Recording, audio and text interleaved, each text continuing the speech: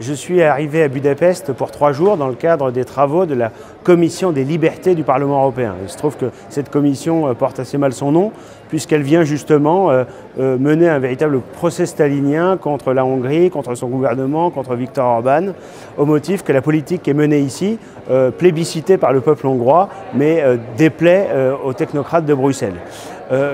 Où en est-on de cette procédure dite de l'article 7 contre la Hongrie?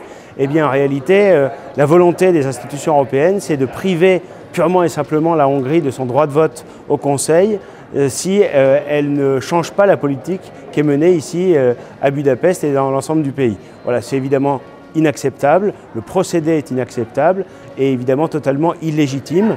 Qu'est-ce qu'on reproche à Viktor Orban? On lui reproche de refuser les quotas obligatoires de migrants.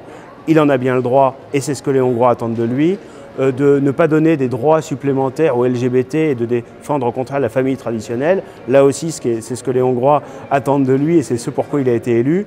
Et puis on lui reproche de modifier l'organisation du système judiciaire hongrois, justement pour que les juges ne se cooptent pas entre eux, mais qu'il y ait un contrôle parlementaire et un contrôle par le peuple. C'est finalement des principes parfaitement légitime. Aujourd'hui, on voit que ce qui est reproché finalement à Viktor Orban, c'est de ne pas être aligné sur les poncifs et sur l'idéologie mondialiste de Bruxelles. Il montre la voie des peuples libres. Il est un modèle pour beaucoup de pays européens, non seulement à l'Est, mais également dans l'Europe occidentale. Et évidemment, je serai là avec mon collègue de Vox, mon collègue espagnol de Vox, pour soutenir le gouvernement hongrois et montrer que ces accusations de la part des institutions européennes sont totalement illégitimes, ne sont pas du tout fondées.